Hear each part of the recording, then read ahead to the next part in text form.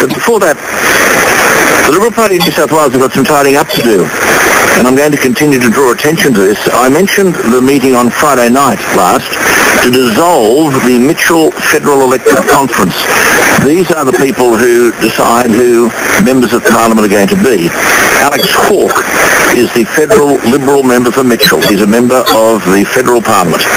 My own view is that he shouldn't even be in the party, and that's a view shared by people who are writing to me every day about the tactics employed by this man, 32-year-old, and those who support him.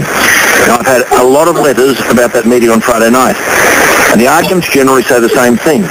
Hawke stacked the meeting, quote, with his bully boys and his rudderless young Liberals, and therefore won every position on the conference. My letter writers tell me that Tim Abrams, whom I don't know, has been an outstanding president of the Mitchell Federal Electorate Conference, but he was not a Hawke man. I'm disturbed to learn that Ray Williams, the very good state MP for Hawkesbury, was handing out slips with the Hawke nominations on them. There was no ballot for any position, according to correspondence to me. The elected president was the person that Alex Hawke put up to be president. Now, these are the people who are going to determine who the next member is going to be.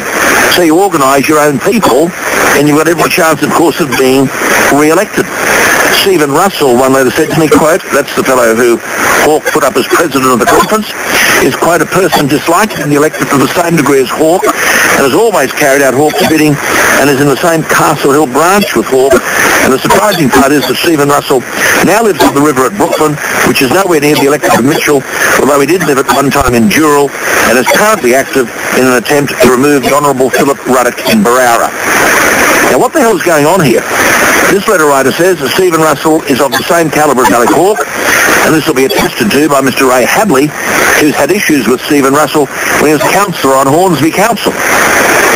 He further said that Stephen Russell, the new president of the conference, owes Alex Hawke because Hawke provided the resources for Russell to win a seat on Hornsby Council this term, having missed out on council last term.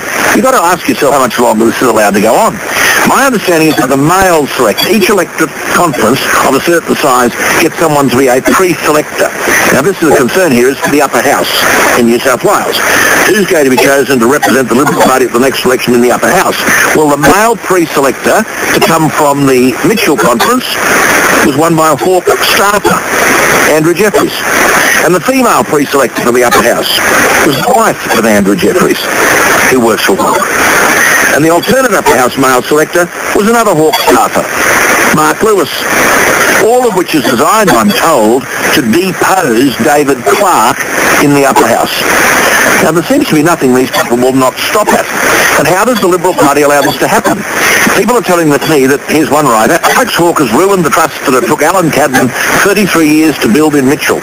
There is no longer any democracy in the Liberal branches in Mitchell. One writer says, the only future for the Liberal Party is if these types of people are expelled from the Liberal Party for all time. Well, what is the Liberal Party doing about this? What is this bloke Neame, the State Director, doing? What's the President Nick Campbell doing? Or are they, by their silence, consenting to this bullying and undemocratic behaviour?